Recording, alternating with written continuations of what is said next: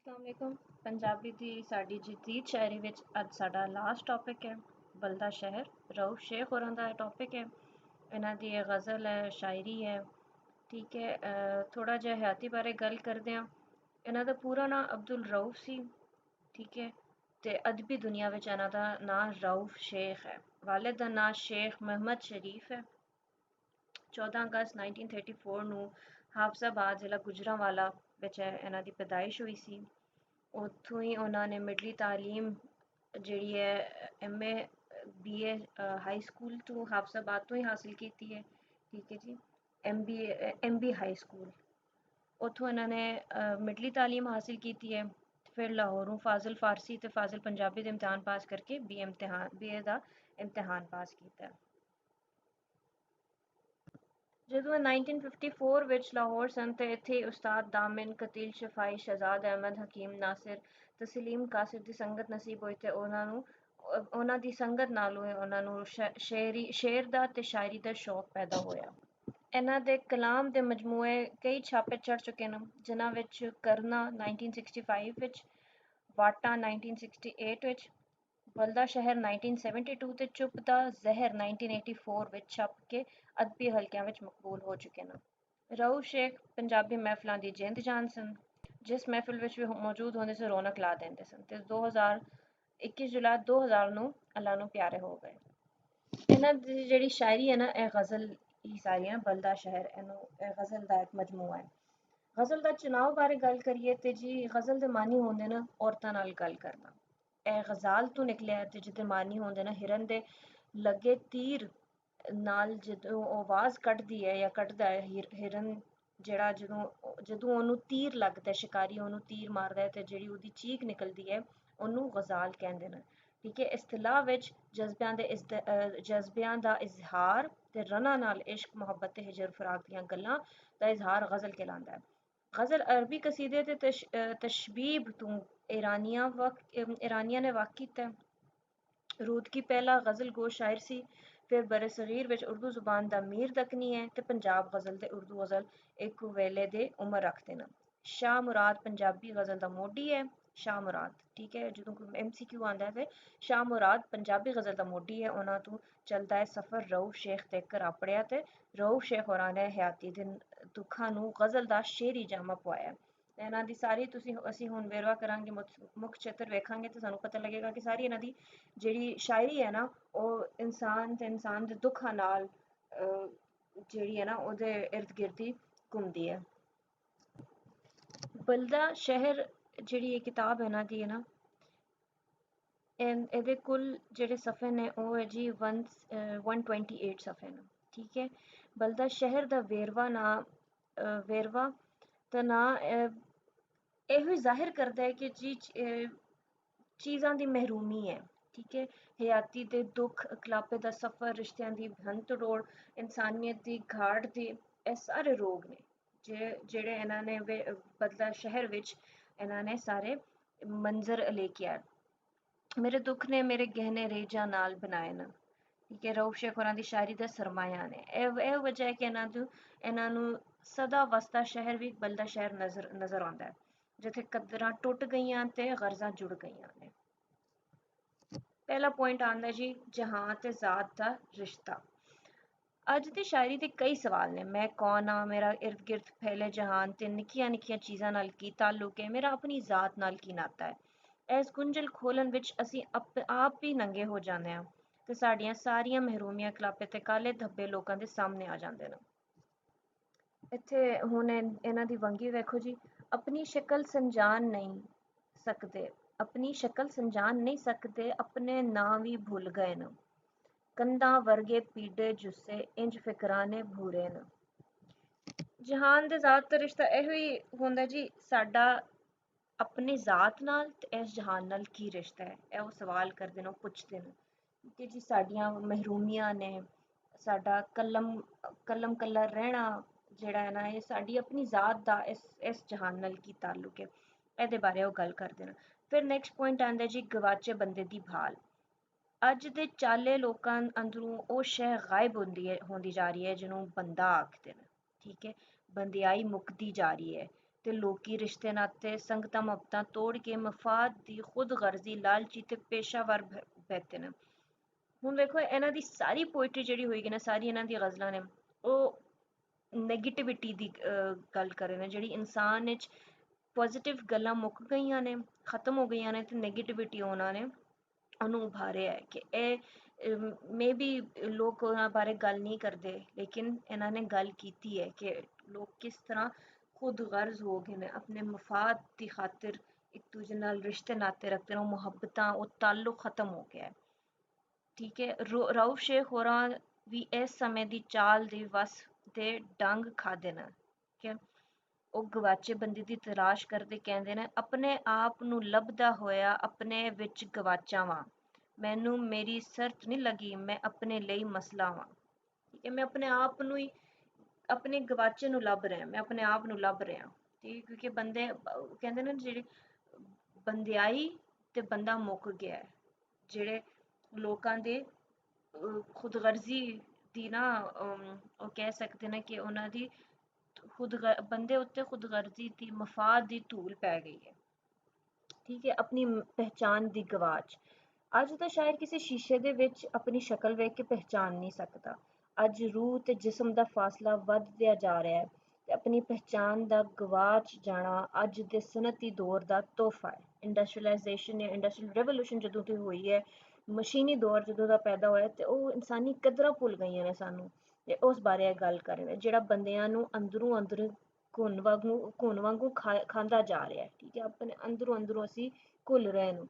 ਹੁਣ ਕੋਈ ਕਦਰ ਸਿਵਾਏ ਸਰਮਾਏ ਦਾ ਬਾਕੀ ਨਹੀਂ ਰਹਿ ਗਿਆ। ਹੁਣ ਜਦੋਂ ਵੀ ਕੋਈ ਗੱਲ ਹੁੰਦੀ ਹੈ, ਪੈਸੇ ਦੀ ਗੱਲ ਹੁੰਦੀ ਹੈ, ਮਫਾਦ ਦੀ ਗੱਲ ਹੁੰਦੀ ਹੈ, ਪੈਸੇ ਬਾਰੇ ਸਰਮਾਏ ਇਲਾਵਾ ਕੋਈ ਗੱਲ ਹੀ ਨਹੀਂ ਹੁੰਦੀ। ਇਸ ਲਈ ਰਊਫ ਹੋਰੀ ਭੁੱਲੀਆਂ ਹੋਈਆਂ ਕਦਰਾਂ ਦਾ ਮਰਸੀਆ ਲਿਖ ਕੇ ਗਵਾਚੀ ਹੋਈ ਰੂਹ ਨੂੰ ਤਲਾਸ਼ ਕਰਦੇ ਕਹਿੰਦੇ ਨੇ, ਸਾਡੇ ਵਿੱਚੋਂ ਇੱਕ ਦੂਜੇ ਨੂੰ ਮੁੱਕ ਗਈ ਜਾਚ ਸੰਜਾਨ ਦੀ, ਅੱਖੀਆਂ ਅੱਗੇ ਆ ਗਈਆਂ ਨੇ ਜਸਰਾਂ ਕੰਧਾਂ ਘਰ ਦੀਆਂ।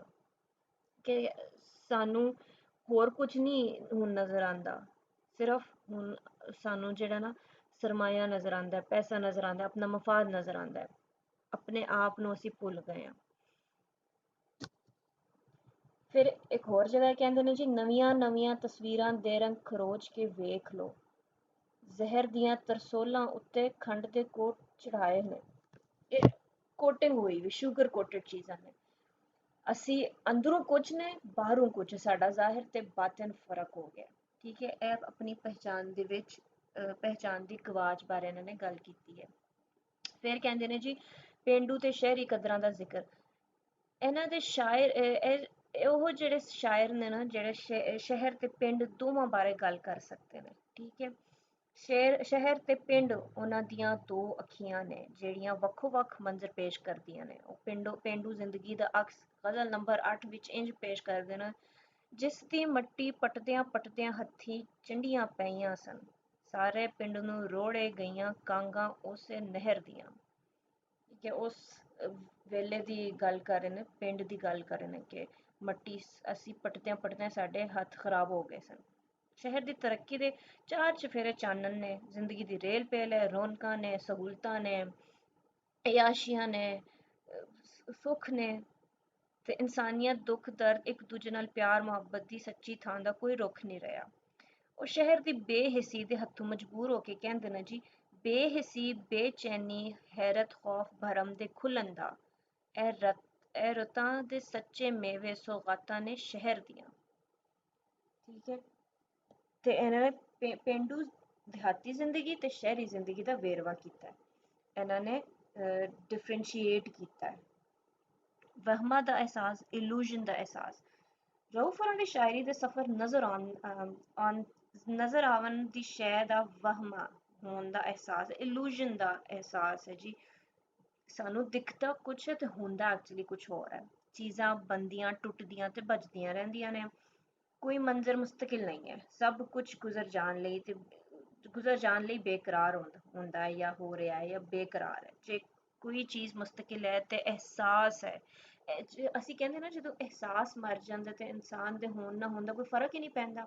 ਇਹ ਸਿਰਫ ਅਹਿਸਾਸ ਹੀ ਇੱਕੋ ਚੀਜ਼ ਹੈ ਜਿਹੜੀ ਇਨਸਾਨ ਨੂੰ ਡਿਫਰੈਂਸ਼ੀਏਟ ਕਰਦੀ ਹੈ, ਵੱਖੋ ਵੱਖ ਕਰਦੀ ਹੈ ਹੈਵਾਨਾਂ ਤੋਂ। ਈਵਨ ਜਾਨਵਰਾਂ ਵਿੱਚ ਵੀ ਅਹਿਸਾਸ ਹੁੰਦਾ ਹੈ। ਲੇਕਿਨ ਅਹਿਸਾਸ ਜਦੋਂ ਇਨਸਾਨ ਵਿੱਚ ਮਰ ਜਾਂਦਾ ਨਾ ਤੇ ਉਹ ਜਾਨਵਰਾਂ ਤੋਂ ਵੀ ਬਦਤਰ ਹੋ ਜਾਂਦਾ ਹੈ। ਅਹਿਸਾਸ ਕਿ ਅਸੀਂ ਚੀਜ਼ਾਂ ਦੇ ਬਾਰੇ ਕੁਝ ਨਹੀਂ ਜਾਣਦੇ, ਸਿਰਫ ਜਾਣਨ ਦੀ ਖੁਆਇਸ਼ ਕਰਦੇ ਹਾਂ, ਪਰ ਇਹ ਖੁਆਇਸ਼ ਦੀ ਪਤਾ ਨਹੀਂ ਕਿੱਥੇ ਧੋਖਾ ਹੀ ਹੈ, ਸਾਨੂੰ ਨਹੀਂ ਪਤਾ ਲੱਗਦਾ। ਪੀਲੇ ਪੱਥਰਾਂ ਦੇ ਵਾਂਗੂ ਉੱਡ ਗਏ ਤੇਜ਼ ਹਵਾਵਾਂ ਦੇ ਲੋਰੇ, ਜਿਗਰ ਉੱਤੇ ਦੀ ਸੂਲੀ ਚੜ ਕੇ ਜਿਹੜੇ ਸੁਪਨੇ ਪਾਲੇ। ਠੀਕ ਹੈ, ਅਹਿਸਾਸ ਦੀ ਬੜੀ ਡੂੰਘੀ ਉਹਨਾਂ ਨੇ ਗੱਲ ਕੀਤੀ ਹੈ ਕਿ ਅਹਿਸਾਸ ਜਦੋਂ ਇਹ ਸਾਨੂੰ ਲੱਗਦਾ ਹੈ ਸ਼ਾਇਦ ਅਹਿਸਾਸ ਹੈ ਪਰ ਹੁੰਦਾ ਨਹੀਂ। ਠੀਕ ਹੈ, ਇਲੂਜ਼ਨ ਬਾਰੇ ਗੱਲ ਕੀਤੀ ਹੈ ਕਿ ਹਰ ਚੀਜ਼ ਸਾਨੂੰ ਵਹਮਾਂ ਦਾ ਅਹਿਸਾਸ ਕਿ ਇਲੂਜ਼ਨ ਦਾ ਅਹਿਸਾਸ ਕਿ ਸਾਡੀਆਂ ਸਾਰੀਆਂ ਚੀਜ਼ਾਂ ਜਿਹੜੀਆਂ ਨੇ ਨਾ ਉਹ ਟੈਂਪਰੇਰੀ ਨੇ, ਪਰਮਾਨੈਂਟ ਕੀ ਹੈ ਸਿਰਫ ਅਹਿਸਾਸ। ਫਿਰ ਇਕਲਾਪੇ ਦਾ ਅਹਿਸਾਸ ਹੈ। ਮਗਰਬ ਦੇ ਸਨਅਤੀ ਇਨਕਲਾਬ ਤੇ ਸਾਇੰਸੀ ਤਰੱਕੀ ਨੇ ਹਯਾਤੀ ਦੇ ਨਵੇਂ ਢੰਗ ਦੇ ਨਾਲ ਮਾਦੀਅਤ ਵੱਲ ਰੁਝਾਨ ਵਿੱਚ ਵਾਧਾ ਕਰਕੇ ਮਜ਼ਹਬੀ ਤੇ ਰੂਹਾਨੀ ਕਦਰਾਂ ਨੂੰ ਬੇਸਹਾਰਾ ਕਰ ਛੱਡਿਆ। ਬੰਦਾ ਬੰਦਿਆਂ ਦੇ ਜੰਗਲ ਵਿੱਚ ਰਹਿ ਕੇ ਆਪਣੇ ਆਪ ਨੂੰ ਇਕੱਲਾ ਮਹਿਸੂਸ ਕਰਨ ਲੱਗ ਪਿਆ ਤੇ ਉਹਦੀ ਰੂਹ ਹਰ ਵੇਲੇ ਤਨਹਾਈ ਤੇ ਅਜ਼ਾਬ ਸਹਿਣ ਲੱਗ ਪਈ। ਜਦੀਦੀਅਤ ਦੀ ਇਸ ਤਹਿਰੀਕ ਨੂੰ ਉਰਦੂ, ਪੰਜਾਬੀ ਤੇ ਦੂਜੀਆਂ ਇਲਾਕੀ ਜ਼ੁਬਾਨਾਂ ਨੇ ਜੀ ਆਇਆਂ ਆਖਿਆ। ਨਜਮ ਹੁਸੈਨ, ਸੈयद ਮੁਸ਼ਤਾਕ ਸੂਫੀ, ਫਖਰ ਜ਼ਮਾਨ, ਨਸਰੀਨ ਭੱਟੀ, ਅਰਸ਼ਦ ਮੀਰ ਤੇ ਹੋਰ ਦੂਜੇ ਤਰੱਕੀ ਪਸੰਦਾਂ ਕੋਲ ਤਜਰੀਦ ਇੰਨੀ ਉਗਾਨਾ ਚਲੀ ਗਈ ਹੈ ਕਿ ਜਜ਼ਬੇ ਪਿੱਛੇ ਤੇ ਬੁਝਾਰਤਾਂ ਸਾਹਮਣੇ ਰਹਿ ਗਈਆਂ ਨੇ। ਇਹਨਾਂ ਦੇ ਮੁਕਾਬਲੇ ਤੇ ਰਊਫ ਸ਼ੇਖ ਨੇ ਇਹਨਾਂ ਤਹਿਰੀਕਾਂ ਨਾਲ ਜੁੜ ਕੇ ਵੀ ਜਜ਼ਬੇ ਨੂੰ ਨਾ ਛੱਡਿਆ। ਉਹ ਕਹਿ ਰਹੇ ਨੇ ਜੀ ਬਾਕੀਆਂ ਨੇ ਜਜ਼ਬੇ ਨੂੰ ਛੱਡ ਦਿੱਤਾ ਪਰ ਰਊਫ ਹੋਰਾਂ ਨੇ ਨਾ ਜਜ਼ਬੇ ਨੂੰ ਨਹੀਂ ਛੱਡਿਆ ਤੇ ਦਾਖਲੀਅਤ ਵੱਲ ਸਫ਼ਰ ਕੀਤਾ ਤੇ ਰਊਫ ਹੋਰੀ ਇਕਲਾਪੇ ਦੀ ਅੱਗ ਵਿੱਚ ਸੜ ਰਹੇ ਨੇ। ਇਹ ਨਿਰੀ ਉਹਦੀ ਹੱਡ ਵਰਤੀ ਨਹੀਂ। ਪੰਜਾਬੀ ਸ਼ਾਇਰੀ ਵਿੱਚ ਬਸ਼ੀਰ ਮੰਜ਼ਰ ਦਾ ਕੱਲਾ ਰੁੱਖ ਤੇ ਆਰਿਫ ਅਬਦੁਲ ਮਤੀਨ ਦਾ ਇਕਲਾਪੇ ਦਾ ਮੁਸਾਫਿਰ ਇਸ ਤਲਖੀ ਦੀ ਗਵਾਹੀ ਨਹੀਂ ਦਿੰਦੇ। ਉਰਦੂ ਵਿੱਚ ਲਾ ਯਾਨੀ ਕਿ ਇਨਸਾਨ, ਬਿਨ ਬਾਸ ਖਾਲੀ ਮਕਾਨ ਤੇ ਅੰਗਰੇਜ਼ੀ ਵਿੱਚ ਸਟ੍ਰੇਂਜਰ ਤੇ ਵੈਲ ਆਫ ਲੋਨਲੀਨੈਸ ਵਰਗੀਆਂ ਕਿਤਾਬਾਂ ਆਪਣੇ ਨਾਵਾਂ ਸਮੇਤ ਉਹਨਾਂ ਜ਼ਿਆਦਤੀਆਂ ਦੇ ਖਿਲਾਫ ਫਰਿਆਦਾਂ ਵਿੱਚੋਂ ਨੇ ਜਿਨ੍ਹਾਂ ਦੀ ਬਦੌਲਤ ਤਨਹਾਈ ਦਾ ਜ਼ਹਿਰ ਜ਼ਿੰਦਾ ਨੂੰ ਚੱਟਦਾ ਜਾ ਰਿਹਾ ਹੈ।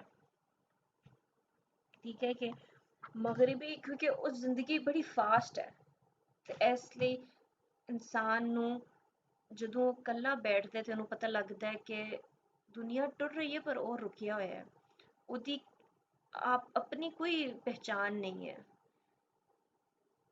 ਕਲਮ ਕੱਲਾ ਰਹਿ ਜਾਂਦਾ ਹੈ।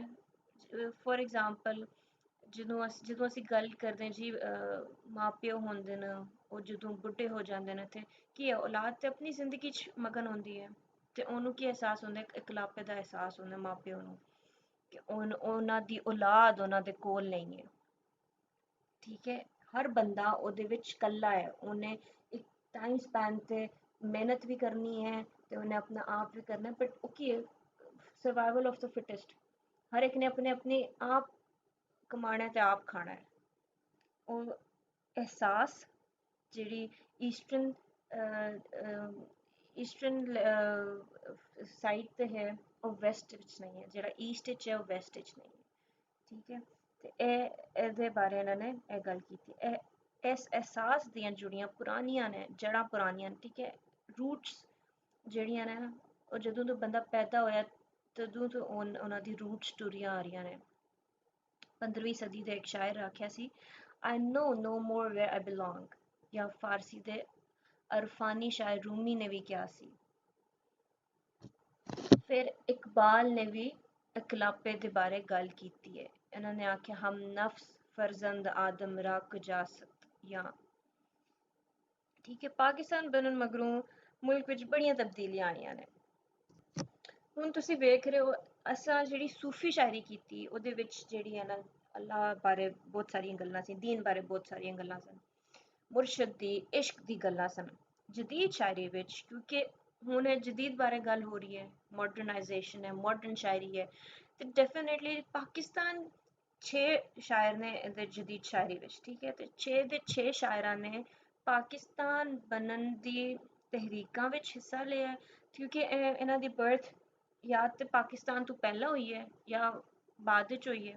ਬਾਅਦ ਵਿੱਚ ਵੈਸੇ ਘੱਟ ਹੀ ਹੋਈ ਹੈ, ਪਹਿਲਾਂ ਹੀ ਹੋਈ ਹੈ।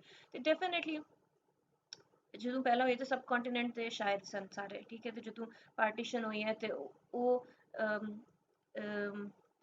ਤਕਲੀਫਾਂ ਤੋਂ ਇਹ ਗੁਜ਼ਰੇ ਨਾ, ਉਹ ਤਕਲੀਫਾਂ ਇਹਨਾਂ ਦੀ ਸ਼ਾਇਰੀ ਵਿੱਚ ਨਜ਼ਰ ਆਉਂਦੀ ਹੈ, ਠੀਕ ਹੈ।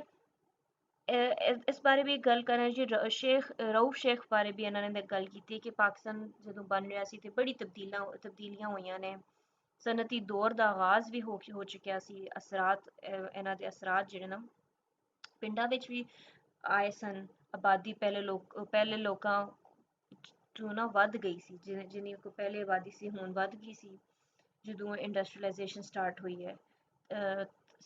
ਕੀ ਕਹਿੰਦੇ ਸਨਅਤੀ ਦੌਰ ਜਦੋਂ ਸਟਾਰਟ ਹੋਇਆ, ਕੰਮਕਾਰ ਵੱਧ ਗਿਆ ਸੀ ਤੇ ਉਹਦੇ ਨਾਲ ਨਾਲ ਮਸ਼ੀਨਾਂ ਦੀ ਆਵਾਜ਼ ਵੀ ਕੰਨ ਪਾੜਨ ਤੇ ਆਪੜ ਗਈ ਸਨ, ਤੇ ਇਹਨਾਂ ਤਬਦੀਲੀਆਂ ਨੇ ਸਾਨੂੰ ਕਲਾਪੇ ਵਿੱਚ ਮੁਬਤਲਾ ਕਰ ਦਿੱਤਾ ਹੈ।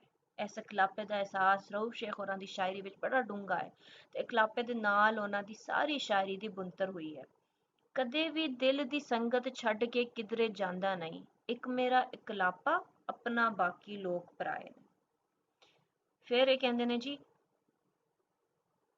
ਯਾਰੀ ਦਾ ਦਮ ਹੰਝੂਆਂ ਹਾਵਾਂ ਭਰਿਆ ਹੈ, ਇਕਲਾਪੇ ਨੂੰ ਸਾਹ ਦੀ ਸੰਗਤ ਦੱਸੇਗੀ। ਫਿਰ ਕਹਿੰਦੇ ਨੇ ਜੀ, ਸੋਚਾਂ ਦੇ ਇਸ ਜੰਗਲ ਵਿੱਚ ਕੱਲਮ ਕੱਲਾ ਰਹਿ ਗਿਆ ਵਾਂ, ਸ਼ਾਮ ਪਈ ਏ ਸਾਰੇ ਪੰਛੀ ਆਪਣੇ ਆਪਣੇ ਘਰ ਟੁਰ ਗਏ ਨੇ, ਠੀਕ ਹੈ ਜੀ, ਮੈਂ ਹੀ ਇਕੱਲਾ ਰਹਿ ਗਿਆ ਨਾ, ਸਾਰੇ ਮੈਨੂੰ ਛੱਡ ਕੇ ਟੁਰ ਗਏ ਨੇ। ਫਿਰ ਇਕਲਾਪੇ ਦਾ ਦਾਰੂ, ਐਰਿਕ ਫਰੋਮ ਆਪਣੀ ਕਿਤਾਬ ਦ ਸੇਮ ਸੁਸਾਇਟੀ ਵਿੱਚ ਕਹਿੰਦੇ ਨੇ ਜੀ, ਅੱਜ ਦੇ ਸਮਾਜ ਨੂੰ ਇਕਲਾਪਾ ਪੂਰੀ ਤਰ੍ਹਾਂ ਆਪਣੀ ਲਪੇਟ ਵਿੱਚ ਲਿਆਇਆ ਹੋਇਆ ਹੈ।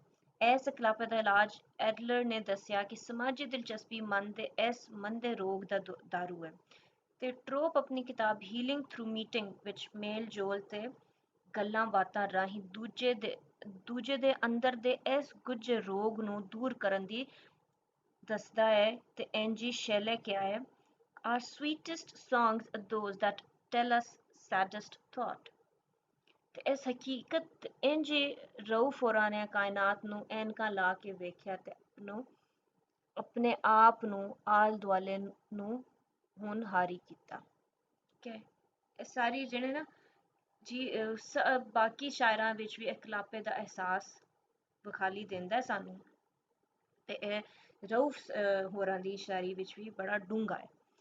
ਤਸ਼ਕੀਕ ਦਾ ਪਰਛਾਵਾਂ ਕੀ ਹੈ ਜੀ, ਮੁਲਕ ਵਿੱਚ ਬਾਰ-ਬਾਰ ਆਉਣ ਵਾਲੀਆਂ ਸਿਆਸੀ ਤਬਦੀਲੀਆਂ ਨੇ ਉਹਨਾਂ ਦੇ ਜ਼ਿਹਨ ਵਿੱਚ ਯਕੀਨ ਦੀ ਉਹ ਜ਼ਮੀਨ ਖੋਲੀ ਹੈ ਜਿਹਦੇ ਤੇ ਸਾਡੀ ਪੰਜਾਬੀ ਸ਼ਾਇਰੀ ਪਹਿਲੋਂ ਦੀ ਖਲੋਤੀ ਹੋਈ ਸੀ। ਹੁਣ ਬਤੌਰ ਫਰਦ ਰਊਫ ਸ਼ੇਖ ਹੋਰੀ ਇਹ ਮਹਿਸੂਸ ਕਰਦੇ ਨੇ ਕਿ ਉਹਨਾਂ ਦਾ ਤਾਲੁਕ ਜ਼ਮੀਨ ਤੇ ਆਸਮਾਨ ਦੋਵਾਂ ਨਾਲ ਵਕਤ ਦੇ ਨਾਲ ਨਾਲ ਕਮਜ਼ੋਰ ਹੁੰਦਾ ਜਾ ਰਿਹਾ ਹੈ। ਜਦੋਂ ਇਹ ਸੂਰਤ ਹਾਲ ਪੈਦਾ ਹੋ ਜਾਵੇ ਤੇ ਚੀਜ਼ਾਂ ਬਾਰੇ ਇੱਕ ਤਸ਼ਕੀਕ ਦਾ ਅਮਲ ਸ਼ੁਰੂ ਹੋ ਜਾਂਦਾ ਹੈ, ਤੇ ਫਿਰ ਮਾਜ਼ੀ ਹਾਲ ਮੁਸਤਕਬਿਲ ਤਿੰਨਾਂ ਜ਼ਮਾਨਿਆਂ ਬਾਰੇ ਕੋਈ ਗੱਲ ਯਕੀਨ ਤੇ ਇਤਮਾਦ ਨਾਲ ਨਹੀਂ ਕੀਤੀ ਜਾ ਸਕਦੀ। ਅੰਬਰ ਦੀ ਨੀਲੀ ਛੱਤ ਥੱਲੇ ਸਾਰੀ ਉਮਰ ਗੁਜ਼ਾਰ ਗਏ, ਆਉਂਦੀ ਨਸਲ ਦੀ ਰਾਖੀ ਦੇ ਲਈ ਜਿਹੜੇ ਮੱਟੀਆਂ ਗਾਉਂਦੇ ਰਹੇ, ਠੀਕ ਹੈ। ਨੀਲੀ ਛੱਤ ਥੱਲੇ ਉਮਰ ਸਾਰੀ ਅਸਾਂ ਗੁਜ਼ਾਰ ਛੜੀ, ਯਾਨੀ ਕਿ ਆਸਮਾਨ ਥੱਲੇ, ਕਿਉਂਕਿ ਪਹਿਲੇ ਖੁੱਲੇ ਖੁੱਲੇ ਹੁੰਦੇ ਸਨ, ਘਰ ਸਹਿਨ ਖੁੱਲੇ ਹੁੰਦੇ ਸਨ, ਤੇ ਉਹਨਾਂ ਨੇ ਕਿਹਾ ਜੀ ਨੀਲੀ ਛੱਤ ਥੱਲੇ ਸਾਰੀ ਜ਼ਿੰਦਗੀ ਗੁਜ਼ਾਰਦੇ ਤੇ ਉੱਥੇ ਆਉਣ ਵਾਲੀ ਨਸਲ ਨੂੰ ਵੀ ਪਾਲਿਆ ਪੋਸਿਆ। ਤੇ ਇੱਕ ਗੱਲ ਕਹਿੰਦੇ ਤਸ਼ਕੀਕ ਦਾ ਅਮਲ ਕੀ ਹੈ ਜੀ, ਡਾਊਟ, ਸਿਆਸੀ ਤਬਦੀਲੀਆਂ ਨਾਲ ਇੱਕ ਬੰਦੇ 'ਚ ਡਾਊਟ ਆ ਜਾਂਦਾ, ਪਤਾ ਨਹੀਂ ਇਹ ਗੱਲ ਠੀਕ ਹੋਵੇਗੀ ਕਿ ਨਹੀਂ ਹੋਵੇਗੀ, ਕੱਲ ਸਾਡਾ ਠੀਕ ਹੋਵੇਗਾ ਕਿ ਨਹੀਂ ਹੋਵੇਗਾ। ਇਹ ਜਿਹੜਾ ਡਾਊਟ ਹੈ ਨਾ, ਇਨਸਾਨ ਨੂੰ ਅੰਦਰੋਂ ਅੰਦਰੋਂ ਖਾ ਜਾਂਦਾ ਹੈ, ਕਿਉਂਕਿ ਪਹਿਲੇ ਇਹੋ ਜਿਹੀ ਫੀਲਿੰਗਸ ਜਿਹੜੀਆਂ ਸਨ ਨਾ, ਉਹ ਦਿਹਾਤੀ ਜ਼ਿੰਦਗੀ 'ਚ ਜਾਂ ਪੁਰਾਣੇ ਵਕਤਾਂ 'ਚ ਨਹੀਂ ਸੀ। ਲੋਕ ਬੜੇ ਖੁਸ਼ ਸਨ, ਉਹਨਾਂ ਨੂੰ ਕੱਲ ਦੀ ਫਿਕਰ ਨਹੀਂ ਸੀ, ਅੱਜ ਹੀ ਅੱਜ ਸਹੀ, ਲੇਕਿਨ ਹੁਣ ਸਾਨੂੰ ਮਾਜ਼ੀ ਹਾਲ ਦੇ ਮੁਸਤਕਬਿਲ ਦੀ ਫਿਕਰ ਹੋਣ ਲੱਗ ਪਈ ਹੈ। ਫਿਰ ਨੈਕਸਟ ਗੱਲ ਕਰਦੇ ਨੇ ਜੀ, ਜ਼ਾਤ ਦਾ ਭਰਮ ਕੀ ਹੈ। ਇਹ ਭਾਵੇਂ ਓਲਾ ਹੈ ਪਰ ਉਹ ਰੱਖਣਾ ਹੀ ਪੈਂਦਾ ਹੈ। ਸਵੇਰ ਤੋਂ ਲੈ ਕੇ ਰਾਤ ਤੱਕ ਅਮਲਾਂ ਦਾ ਹਿਸਾਬ ਜਦੋਂ ਬੰਦਾ ਕਰਦਾ ਹੈ ਤੇ ਉਹ ਸੋਚਦਾ ਹੈ ਕਿ ਮੈਂ ਕੀ ਖੱਟਿਆ ਤੇ ਕੀ ਗਵਾਇਆ। ਖੱਟੀ ਆਲੇ ਖਾਨੇ ਵਿੱਚ ਸਫਰ ਪਾਉਂਦਾ ਹੈ ਤੇ ਦੂਜੇ ਖਾਨੇ ਵਿੱਚ ਬੰਦੇ ਨੂੰ ਪਤਾ ਨਹੀਂ ਲੱਗਦਾ ਕਿ ਉਹ ਕੀ ਰੱਖੇ। ਇਸ ਅਮਲ ਨੂੰ ਰਊਫ ਸ਼ੇਖ ਹੋਰਾਂ ਨੇ ਲਾਸ਼ਾਂ ਢੋਣਾ ਆਖਿਆ, ਠੀਕ ਹੈ। ਕਿ ਜਿਹਦੇ ਵਿੱਚ ਤੁਹਾਨੂੰ ਖੱਟੀ ਵਾਲੇ ਖਾਨੇ ਵਿੱਚ ਤੁਸੀਂ ਸਫਰ ਪਾਉਂਦੇ ਹੋ ਤੇ ਦੂਜੇ ਖਾਨੇ ਤੁਹਾਨੂੰ ਨਹੀਂ ਪਤਾ ਕੀ ਹੈ, ਤੇ ਇਸ ਪ੍ਰੋਸੈਸ ਨੂੰ ਇਹਨਾਂ ਨੇ ਲਾਸ਼ਾਂ ਢੋਣਾ ਆਖਿਆ। ਪਤਾ ਨਹੀਂ ਇਹ ਲਾਸ਼ ਪੁਰਾਣੀ ਕਦਰਾਂ ਦੀ, ਸਿਆਸੀ ਹਾਲਾਤ ਦੀ, ਇਕਤਸਾਦੀ ਮਜਬੂਰੀਆਂ ਦੀ ਹੈ, ਸ਼ਾਇਰੀ ਦੀ, ਆਪਣੀ ਲਾਸ਼ ਹੈ ਜਿਹੜੀ ਢੋਣੀ ਪੈਂਦੀ ਹੈ ਤੇ ਉਹ ਕਹਿੰਦੇ ਨੇ ਜੀ ਅੱਜ ਵੀ ਉਹ ਸਰਾਚੇ ਨੇ ਉਹਨਾਂ ਦੇ ਗਲ ਗਹਿਣੇ ਨੇ ਜਿੰਨਾ ਜ਼ਾਤ ਦਾ ਭਰਮ ਨਹੀਂ ਲਾਇਆ ਜਿਹੜੇ ਲਾਸ਼ਾਂ ਢੂੰਡਦੇ ਰਹਿੰਦੇ ਨੇ। ਠੀਕ ਹੈ। ਰੂਹ ਤੇ ਜਿਸਮ ਦਾ ਫਾਸਲਾ ਵੀ ਬਾਰੇ ਗੱਲ ਕੀਤੀ ਜੀ। ਰਾਕਟ ਦੀ ਰਫ਼ਤਾਰ ਨਾਲ ਵੱਧ ਰਿਹਾ ਹੈ। ਰੂਹ ਤੇ ਜਿਸਮ ਦਾ ਫਾਸਲਾ ਰਾਕਟ ਦੀ ਰਫ਼ਤਾਰ ਨਾਲ ਵੱਧ ਰਿਹਾ ਹੈ। ਕਦੇ ਮੁੜ ਕੇ ਆਪਣੇ ਦਿਲ ਵਾਲੇ ਤੱਕਿਆ ਹੀ ਨਹੀਂ। ਪਤਾ ਨਹੀਂ ਲੱਗਦਾ ਹੈ ਸਾਡਾ ਉਹਦਾ ਕੋਈ ਰਿਸ਼ਤਾ ਬਾਕੀ ਨਹੀਂ ਰਿਹਾ। ਅੱਖਾਂ ਕੋਲ ਲੂਬ ਭਾਵੇਂ ਅੱਖੀਆਂ ਮੀਟ ਲਵੋ। ਅਸਾਂ ਅੱਖੀਆਂ ਮੀਟੀਆਂ ਹੋਈਆਂ ਨੇ ਤੇ ਸਾਨੂੰ ਪਤਾ ਹੀ ਨਹੀਂ ਲੱਗ ਰਿਹਾ ਕਿ ਸਾਡੀ ਰੂਹ ਦਾ ਸਾਡੇ ਜਿਸਮ ਨਾਲ ਕੀ ਤਾਲੁਕ ਹੈ। ਭਾਵੇਂ ਤੁਸੀਂ ਅੱਖੀਆਂ ਖੋਲੋ ਭਾਵੇਂ ਤੁਸੀਂ ਅੱਖੀਆਂ ਬੰਦ ਕਰੋ। ਠੀਕ ਹੈ। ਮੀਟ ਲਵੋ ਬੰਦ ਕਰੋ, ਦੋਵਾਂ ਸੂਰਤਾਂ ਵਿੱਚ ਕੋਈ ਫਰਕ ਨਹੀਂ ਪੈਂਦਾ ਕਿਉਂਕਿ ਤੁਹਾਨੂੰ ਤੁਹਾਡੇ ਜਿਸਮ ਦਾ ਤੇ ਰੂਹ ਦਾ ਰਿਸ਼ਤਾ ਪਤਾ ਹੀ ਨਹੀਂ ਹੈ। ਫਿਰ ਵੀ ਕਦੇ ਕਦੇ ਇਹ ਕਹਿਣ ਨੂੰ ਜੀ ਕਰਦੇ ਕਿ ਅਸਾਂ ਅੱਖੀਆਂ ਮੀਟੀਆਂ ਹੋਈਆਂ ਸਨ, ਇਸ ਵਾਸਤੇ ਸਾਨੂੰ ਨਜ਼ਰ ਨਹੀਂ ਆਇਆ। ਅੱਖਾਂ ਨੋਟ ਕੀ ਕੀਤੀ ਵਾਰੀ ਦਿਲ ਦਾ ਓਲਾ ਰੱਖਿਆ ਹੈ। ਭਾਵੇਂ ਬਾਹਰ ਖੋਲੋ ਕਿ ਸੁਖਨੇ ਘਰ ਬੂਹੇ ਢੋਂਦੇ ਰਵੇ। ਇਹਦਾ ਮਤਲਬ ਹੈ ਤੁਸੀਂ ਬੂਹੇ ਭਾਵੇਂ ਤੁਸੀਂ ਬਾਹਰ ਖੋਲੋ ਕਿ ਅੰਦਰ ਖੋਲੋ, ਤੁਹਾਨੂੰ ਨਹੀਂ ਪਤਾ ਲੱਗਣਾ ਹੋ ਕੀ ਰਿਹਾ। ਤੁਸੀਂ ਇਹ ਕਹਿ ਲਓ ਕਿ ਜੇ ਤੁਸੀਂ ਅੱਖੀਆਂ ਬੰਦ ਕੀਤੀਆਂ ਨੇ, ਮੀਟੀਆਂ ਹੋਈਆਂ ਨੇ ਤੁਸੀਂ ਅੱਖੀਆਂ, ਤੇ ਤੁਹਾਨੂੰ ਪਤਾ ਨਹੀਂ ਲੱਗ ਰਿਹਾ ਕਿ ਤੁਹਾਡੀ ਰੂਹ ਤੇ ਜਿਸਮ ਦਾ ਰਿਸ਼ਤਾ ਕੀ ਹੈ। ਤੁਹਾਡਾ ਆਪਣੇ ਦਿਲ ਹੈ ਨਾ, ਤੁਹਾਨੂੰ ਪਤਾ ਹੀ ਨਹੀਂ ਲੱਗ ਰਿਹਾ ਕਿ ਇਹਦਾ ਆਪਸ ਵਿੱਚ ਰਿਸ਼ਤਾ ਕੀ ਸੀ। ਠੀਕ ਹੈ। ਫਿਰ ਮਤਲਬੀ ਯਾਰੀ ਦਾ ਚਰਚ ਤੁਕ ਅਜੇ ਤੇਰੀ 8-9 ਪੁਆਇੰਟ ਵਿੱਚ ਅਸਾਂ ਜ਼ਾਤ ਦੀ ਗੱਲ ਕੀਤੀ, ਆਪਣੇ ਬਾਰੇ ਚ ਗੱਲ ਕੀਤੀ ਕਿ ਇਨਸਾਨ ਆਪਣੇ ਆਪ ਨੂੰ ਨਹੀਂ ਢੂੰਡ ਪਾ ਰਿਹਾ, ਆਪਣੇ ਆਪ ਨੂੰ ਗਵਾਚ ਗਿਆ ਹੈ ਕਿਉਂਕਿ ਦੁਨੀਆ ਬਦਲ ਰਹੀ ਹੈ, ਸਨਅਤੀ ਦੌਰ ਆ ਗਿਆ ਹੈ, ਜ਼ਮਾਨਾ ਬਦਲ ਰਿਹਾ ਹੈ। ਹੁਣ ਅਸੀਂ ਦੁਨੀਆ ਬਾਰੇ ਗੱਲ ਕਰਾਂਗੇ ਤੇ ਜੀ ਮਤਲਬੀ ਯਾਰੀ ਦਾ ਚਰਚ ਤੁਕ ਅਜੋਕਾ ਦੌਰਾ ਮਤਲਬ ਦਾ ਦੌਰ ਹੈ। ਠੀਕ ਹੈ। ਅੱਜ ਕੱਲ ਦਾ ਜਿਹੜਾ ਦੌਰ ਹੈ ਨਾ ਉਹ ਮਤਲਬ ਦਾ ਦੌਰ ਹੈ। ਖਲੂਸ ਨਿੱਘ ਦੀ ਥਾਂ ਹੁਣ ਦੇ ਮਫਾਦ ਤੇ ਮੌਕੇ ਨੇ ਮੱਲ ਲਈ ਹੈ। ਖਲੂਸ ਨੂੰ, ਪਿਆਰ ਨੂੰ ਮਫਾਦ ਨੇ ਲੁੱਟ ਲਿਆ ਹੈ। ਸੱਚ ਕੋੜ ਦੀ ਪਰਖ ਉਪਰੀ ਗੱਲ ਬਣ ਗਈ ਹੈ। ਮਤਲਬ ਕਿ ਅਸੀਂ ਨਹੀਂ ਵੇਖਦੇ ਕਿ ਸੱਚ ਕੀ ਹੈ ਝੂਠ ਕੀ ਹੈ। ਸਾਨੂੰ ਬਸ ਜਿਹੜਾ ਸਾਡੇ ਆਪਣੇ ਫਾਇਦੇ ਬਾਰੇ ਕੋਈ ਗੱਲ ਹੈ ਨਾ ਉਹ ਅਸੀਂ ਅਡਾਪਟ ਕਰਾਂਗੇ ਭਾਵੇਂ ਉਹ ਗਲਤ ਹੀ ਕਿਉਂ ਨਾ ਹੋਵੇ। ਫੁੱਲਾਂ ਦੇ ਚਿਹਰੇ ਤੇ ਝੁਰੀਆਂ ਆ ਗਈਆਂ ਨੇ ਤੇ ਕਲੀਆਂ ਦੇ ਨਿੱਘ ਬੁੱਸ ਗਏ ਨੇ। ਬਹਾਰਾਂ ਨੂੰ ਕਾਲੀ ਜੀਭ ਦੀ ਨਜ਼ਰ ਖਾ ਗਈ ਹੈ। ਗਰਜ਼ਾਂ ਦੀ ਗਰਜ਼ਾਂ ਨੇ ਅੰਨੀ ਚੁੱਕੀ ਹੋਈ ਹੈ ਤੇ ਇਹਦੇ ਵਿੱਚ ਮੁਹੱਬਤਾਂ ਦੇ ਜੁੱਤੇ ਫਸ ਗਏ ਨੇ। ਕਹਿੰਦੇ ਸਭ ਕੁਝ ਬੜਾ ਖਰਾਬ ਹੋ ਚੁੱਕਿਆ ਹੈ। ਗਰਜ਼ ਦਾ ਜ਼ਮਾਨਾ ਹੈ, ਲੋਭ ਤੇ ਲਾਲਚ ਦਾ ਜ਼ਮਾਨਾ ਹੈ। ਸੱਚ ਤੇ ਝੂਠ ਵਿੱਚ ਫਰਕ ਮੁੱਕ ਗਿਆ, ਸੱਚ ਲੁਕ ਗਿਆ ਤੇ ਕੂੜ ਦਾ ਭਾਂਬੜ ਭੜਕ ਉੱਠਿਆ। ਇਹਦੇ ਬਾਰੇ ਰਊਫ ਸਾਹਿਬ ਕਹਿੰਦੇ ਨੇ ਜੀ ਕੁਝ ਲੋਕਾਂ ਨੇ ਇਸ ਤਰ੍ਹਾਂ ਵੀ ਜੱਗ ਦਾ ਸਾਥ ਨਿਭਾਇਆ ਹੈ, ਉਸੇ ਯਾਰ ਦਾ ਕਲਮਾ ਪੜਿਆ ਹੈ ਜਿਹੜਾ ਨਜ਼ਰੀ ਆਇਆ ਹੈ। ਤਾਂ ਕਹਿੰਦੇ ਨੇ ਨਾ out of site out of mind. ਜਦੋਂ ਤੁਸੀਂ ਨਜ਼ਰਾਂ ਤੋਂ ਓਲੇ ਹੁੰਦੇ ਹੋ ਨਾ ਤੇ ਤੁਸੀਂ ਦਿਮਾਗ ਤੋਂ ਗਾਇਬ ਹੋ ਜਾਂਦੇ, ਤੁਸੀਂ ਸੋਚ ਤੋਂ ਗਾਇਬ ਹੋ ਜਾਂਦੇ। ਤੇ ਜਦੋਂ ਚੜ੍ਹਦੇ ਸੂਰਜ ਨੂੰ ਸਲਾਮ ਹੈ, ਜਿਹੜਾ ਅੱਜ ਤੁਹਾਡੇ ਸਾਹਮਣੇ ਤੁਸੀਂ ਉਹਨੂੰ ਸਲਾਮ ਕਰੋਗੇ। ਇਹ ਮਤਲਬੀ ਯਾਰੀ ਦਾ ਕਰਕ ਸੀ, ਚੜ੍ਹਦੇ ਸੂਰਜ ਨੂੰ ਸਲਾਮ। ਰਊਫ ਸ਼ੇਖ ਹੋਰਾਂ ਨੇ ਦਿਲ ਦੀ ਬੀਤੀ ਤੇ ਚੁੱਪ ਦੀ ਬੁੱਕਲ ਮਾਰ ਕੇ ਹਾਰਾਂ ਨੂੰ ਗੱਲ ਲਾ ਲਿਆ। ਉਹਨਾਂ ਨੇ ਜੀਭ ਦੰਦਾਂ ਥੱਲੇ ਦੱਬ ਕੇ ਸੱਟ ਜਰਲੀ ਹੈ ਪਰ ਟੁੱਟੇ ਸਾਜ਼ ਵਾਂਗੂ ਇਸ ਦੁੱਖ ਦੀ ਚੀਖ ਇੰਜ ਨਿਕਲ ਰਹੀ ਹੈ। ਜ਼ੋਰ ਆਵਰਾਂ ਨੇ ਹਰ ਬੂਹੇ ਤੇ ਆਪਣਾ ਨਾਂ ਲਿਖ ਲਿੱਤਾ ਹੈ। ਉਹ ਸੜਕਾਂ ਤੇ ਰੁਲਦਾ ਫਿਰਦਾ ਹੈ ਜਿਸਨੇ ਸ਼ਹਿਰ ਵਸਾਇਆ। ਜਿਹਨੇ ਸ਼ਹਿਰ ਵਸਾਇਆ ਉਹ ਸੜਕਾਂ ਤੇ ਰੁਲ ਰਿਹਾ ਤੇ ਜਿਹੜੇ ਜ਼ੋਰ ਆਵਰ ਸਨ, ਜਿਹੜੇ ਧੋਖੇਬਾਜ਼ ਸਨ, ਉਹਨਾਂ ਨੇ ਆਪਣੇ ਨਾਂ ਲਿਖਵਾ ਲੈਣਾ ਹਰ ਬੂਹੇ ਤੇ। ਠੀਕ ਹੈ। ਫਿਰ ਨਿਰਾਸ਼ ਦਾ ਸਾਇਆ ਰਊਫ ਉੱਤੇ ਆਉਣ ਵਾਲੀ ਘੜੀ ਦਾ ਖੌਫ ਸਵਾਰ ਹੈ ਤੇ ਉਹ ਬਕੌਲ ਇਬਨ ਖਲਦੂਨ ਇਨਸਾਨੀ ਫਿਤਰਤ ਤਮੰਨਾ ਰੱਖਦੀ ਹੈ ਕਿ ਆਪਣੇ ਆਪ ਨੂੰ ਮਲਕੂਤੀ ਫਿਤਰਤ ਦਾ ਹਿੱਸਾ ਬਣਾ ਲਵੇ। ਉਸ ਲਮੇ ਦੀ ਤਲਾਸ਼ ਵਿੱਚ ਨੇ ਜਿਹੜਾ ਇਨਸਾਨੀ ਫਿਤਰਤ ਨੂੰ ਮਲਕੂਤੀ ਨਾਲ ਮਿਲਾ ਦਿੰਦਾ ਹੈ, ਆਪਣੇ ਆਪ ਨੂੰ ਨੈਚੁਰਲ ਪਾਵਰਸ ਦੇ ਹਵਾਲੇ ਕਰ ਦਿੰਦਾ ਹੈ। ਠੀਕ ਹੈ। ਸ਼ੇਖ ਹੋਰਾਂ ਦੀ ਸ਼ਾਇਰੀ ਵਿੱਚ ਗਹਿਰੇ ਦੁੱਖਾਂ ਦਾ ਟਾਪੂ ਵੀ ਮਿਲਦਾ ਹੈ ਤੇ ਅਣਵੇਖੇ ਗਮਾਂ ਦਾ ਵੀ ਸਾਨੂੰ ਨਜ਼ਰ ਆਉਂਦੇ ਨੇ, ਉਹਨਾਂ ਦਾ ਕਲਰ ਵੀ ਨਜ਼ਰ ਆਉਂਦਾ ਹੈ। ਠੀਕ ਹੈ, ਫਿਰ ਅਟਲ ਸੱਚਾਈਆਂ ਤੇ ਹਕੀਕਤਾਂ ਬਾਰੇ ਗੱਲ ਕੀਤੀ ਇਹਨਾਂ ਨੇ। ਹੁਣ ਕਿਹੜੀਆਂ ਅਟਲ ਸੱਚਾਈਆਂ ਨੇ? ਜ਼ਮਾਨੇ ਤੇ ਸ਼ੇਖ ਹੋਰਾਂ ਦੀ ਗੂੜੀ ਨਜ਼ਰ ਹੈ, ਉਹ ਬੜੇ ਸੈਂਸਿਬਲ ਤੇ ਪ੍ਰੂਡੈਂਟ ਸ਼ਾਇਰ ਸਨ, ਵਿਜੀਲੈਂਟ ਸ਼ਾਇਰ ਸਨ, ਕਿ ਬੜੀ ਅੱਖ ਖੋਲ ਕੇ ਉਹਨਾਂ ਨੇ ਗੱਲ ਕੀਤੀ ਹੈ, ਤੇ ਹਰ ਚੀਜ਼ ਦੀ, ਹਰ ਨਿੱਕੀ ਛੋਟੀ ਵੱਡੀ ਛੋਟੀ ਚੀਜ਼ ਤੇ ਉਹਨਾਂ ਦੀ ਨਜ਼ਰ ਰਹੀ ਹੈ। ਉਹਨਾਂ ਨੂੰ ਕਾਲ ਤੇ ਚਾਨਣ ਦਾ ਚੰਗੀ ਤਰ੍ਹਾਂ ਪਤਾ ਹੈ। ਅਸਲੀ ਹਕੀਕਤਾਂ ਤੇ ਅਟਲ ਸੱਚਾਈਆਂ ਜਿਹੜੀਆਂ ਅਮਰ ਹੋ ਚੁੱਕੀਆਂ ਨੇ, ਪੂਰੀ ਤਰ੍ਹਾਂ ਜਾਣੂ ਨੇ ਤੇ ਆਪਣੀ ਸ਼ਾਇਰੀ ਰਾਹੀਂ ਇਹਨਾਂ ਦੀ ਲਵਾਂਝ ਵੰਡ ਰਹੇ ਨੇ। ਜਿਵੇਂ ਸ਼ੇਖ ਸਾਦੀ ਫਰਮਾਉਂਦੇ ਨੇ, ਭੇੜੇ ਲੋਹੇ ਦੀ ਚੰਗੀ ਤਲਵਾਰ ਨਹੀਂ ਹੁੰਦੀ, ਕੀਕਰ ਤੇ ਅੰਗੂਰ ਨਹੀਂ ਲੱਗਦਾ। ਜਾਂ ਫਿਰ ਸੁਲਤਾਨ ਬਾਹੂ ਫਰਮਾਉਂਦੇ ਨੇ, ਕੋੜੇ ਕੂ ਨਾ ਮਿੱਠੇ ਹੁੰਦੇ ਬਾਹੂ ਭਾਵੇਂ ਭਾਵੇਂ ਸੇ ਮਨਾ ਗੁੜ ਪਾਈਏ, ਭਾਵੇਂ ਮਨਾ ਗੁੜ ਪਾਈਏ। ਕੋੜੇ ਕੂ ਕੋੜੇ ਖੂਹ ਨਾ ਮਿੱਠੇ ਹੁੰਦੇ ਬਾਹੂ, ਕੋੜੇ ਖੂਹ ਨਾ ਮਿੱਠੇ ਹੁੰਦੇ ਬਾਹੂ, ਭਾਵੇਂ ਮਨਾ ਗੁੜ ਪਾਈਏ।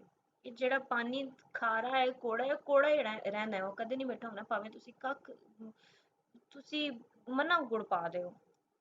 ਤੇ ਸ਼ੇਖ ਸਾਦੀ ਵੀ ਕਹਿੰਦੇ ਨੇ ਕਿ ਜੀ ਭੈੜਾ ਲੋਹਾ ਹੋਏਗਾ ਨਾ, ਭੈੜਾ ਲੋਹਾ ਹੋਏਗਾ ਤੇ ਉਹਦੀ ਤਲਵਾਰ ਕਦੇ ਵੀ ਚੰਗੀ ਨਹੀਂ ਬਣੇਗੀ। ਜਦੋਂ ਤੁਹਾਡੀ ਬੇਸ ਗਲਤ ਹੈ ਨਾ, ਤੇ ਤੁਸੀਂ ਕਦੇ ਵੀ ਉਹਦੇ ਤੇ ਇਮਾਰਤ ਜਿਹੜੀ ਨਾ ਚੰਗੀ ਨਹੀਂ ਖੜੀ ਕਰ ਸਕਦੇ। ਫਿਤਰਤਾਂ ਨਹੀਂ ਬਦਲਦੀਆਂ। ਠੀਕ ਹੈ, ਇਹਦੇ ਬਾਰੇ ਕਿ ਇਹ ਅਟਲ ਸੱਚਾਈ ਤੇ ਅਜ਼ਲੀ ਹਕੀਕਤ ਹੈ ਕਿ ਤੁਹਾਡੀ ਨੇਚਰ, ਤੁਹਾਡੀ ਫਿਤਰਤ ਕਦੇ ਨਹੀਂ ਬਦਲੇਗੀ। ਜਿਹੜੀ ਤੁਹਾਡੀ ਫਿਤਰਤ ਅਗਰ ਪੈੜੀ ਹੈ ਨਾ, ਤੇ ਉਹ ਪੈੜੀ ਰਵੇਗੀ, ਭਾਵੇਂ ਤੁਸੀਂ ਲੱਖ ਹਜ ਲੱਖ ਨਮਾਜ਼ਾਂ ਪੜ੍ਹ ਲਓ, ਉਹ ਨਹੀਂ ਬਦਲੇ। ਜਿਵੇਂ ਬਿੱਛੂ ਨੂੰ ਡੰਗ ਮਾਰਨ ਦੀ ਫਿਤਰਤ ਹੈ, ਤੇ ਉਹਦੇ ਨਾਲ ਕਿੰਨੀ ਵੀ ਨੇਕੀ ਕਰ ਲਓ, ਉਹ ਡੰਗ ਮਾਰਨ ਤੋਂ ਬਾਜ਼ ਨਹੀਂ ਆਏਗਾ। ਸੱਪ ਨੂੰ ਲੱਖ ਦੁੱਧ ਪਿਆ ਲਓ, ਉਸ ਜੋ ਹੈ ਉਹ ਜਿਹੜਾ ਨਾ ਵੱਢਣ ਤੋਂ ਬਾਜ਼ ਨਹੀਂ ਆਏਗਾ, ਉਹ ਡਸੇਗਾ। ਠੀਕ ਹੈ, ਇਹ ਅਟਲ ਸੱਚਾਈਆਂ ਤੇ ਅਜ਼ਲੀ ਹਕੀਕਤ ਨੇ। I hope this is clear now. ਅਟਲ ਸੱਚਾਈ ਕਿਹੜੀ ਹੈ, ਅਜ਼ਲੀ ਹਕੀਕਤ ਕਿਹੜੀ, ਜਿਹੜੀ ਪਰਮਾਨੈਂਟ ਚੀਜ਼ਾਂ ਨੇ। ਫਿਰ ਇਹਨਾਂ ਨੇ ਪਿਆਰ ਦੀ ਹਕੀਕਤ ਬਾਰੇ ਗੱਲ ਕੀਤੀ। ਪਿਆਰ ਨਿਰੀ ਅੱਗ ਹੈ, ਇਹਦਾ ਫਲ ਖਾਣ ਵਾਲਾ ਬੜਾ ਹੀ ਔਖਾ ਹੈ। ਇਹਦੇ ਲਈ ਸੱਸੀ ਆਲੀ ਰੇਤ ਫੱਕਣੀ ਪੈਂਦੀ ਹੈ, ਨਾਲੇ ਸੋਹਣੀ ਵਾਂਗੂ ਕੱਚੇ ਘੜੇ ਤੇ ਤੈਰਨਾ ਪੈਂਦਾ ਹੈ। ਹੀਰ ਵਾਂਗੂ ਜ਼ਹਿਰ ਖਾਣਾ ਪੈਂਦਾ ਹੈ, ਤੇ ਮਜਨੂ ਦੀ ਤਰ੍ਹਾਂ ਕੁੱਤਿਆਂ ਦੇ ਪੈਰ ਵੀ ਚੁੰਮਨੇ ਚੱਟਣੇ ਪੈਂਦੇ ਨੇ। ਠੀਕ ਹੈ, ਮਜਨੂ ਦੀ ਤਰ੍ਹਾਂ ਕੁੱਤਿਆਂ ਦੇ ਪੈਰ ਵੀ ਚੁੰਮਨੇ ਪੈ ਜਾਂਦੇ ਨੇ। ਕਿਧਰੇ ਕਿਧਰੇ ਪੱਥਰ ਦਾ ਸੀਨਾ ਫਾੜ ਕੇ ਦੁੱਧ ਦੀ ਨਹਿਰ ਵੀ ਕੱਢਣੀ ਪੈ ਸਕਦੀ ਹੈ, ਜਾਂ ਪੈਂਦੀ ਹੈ। ਕਦੇ ਖਲ ਲਾਣੀ ਪੈਂਦੀ ਹੈ, ਕਦੇ ਰਕਸ ਮੌਲਵੀ ਤੇ ਕਦੇ ਥਈਆ ਵੀ ਕਰਨਾ ਪੈਂਦਾ ਹੈ। ਠੀਕ ਹੈ, ਇਸ ਲਈ ਰਊਫ ਸਾਹਿਬ ਕਹਿੰਦੇ ਨੇ ਜੀ, ਪਿਆਰ ਦੀਆਂ ਮਹਿਲਾਂ ਦੇ ਵਿਹੜੇ ਕੰਡਿਆਂ ਵਰਗੇ ਝਾੜ, ਨਾ ਰੁੱਤਾਂ ਵਿੱਚ ਮੇਵਾ ਦਿੰਦੇ ਨਾ ਧੁੱਪਾਂ ਵਿੱਚ ਛਾਂ। ਠੀਕ ਹੈ, ਕਿ ਮਤਲਬ ਉਹ ਇਹੋ ਜਿਹੀ ਫੀਲਿੰਗ ਹੈ, ਜਾਂ ਇਹੋ ਜਿਹਾ ਉਹ ਚੀਜ਼ ਹੈ ਜਿਹੜਾ ਤੁਸੀਂ ਲੱਖ ਵੀ ਕਰ ਲਓ ਨਾ, ਤੁਹਾਨੂੰ ਤਕਲੀਫ ਤੋਂ ਗੁਜ਼ਰਨਾ ਹੀ ਪਏਗਾ। कहते ना ये एक आग का दरिया है कि जिसमें डूब के जाना है। ਉਹ ਗੱਲ ਹੈ ਜਿਹੜੀ ਤੁਸੀਂ ਲੱਖ ਵੀ ਚੰਗਾ ਕਰ ਲਓ ਨਾ, ਤੇ ਤੁਹਾਨੂੰ ਜੋ ਤਕਲੀਫ ਸਹਿਣੀ ਹੈ ਉਹ ਸਹਿਣੀ ਹੈ। ਮਹਿਬੂਬ ਹਮੇਸ਼ਾ ਜ਼ੁਲਮ ਹੀ ਕਰਤਾ ਹੈ।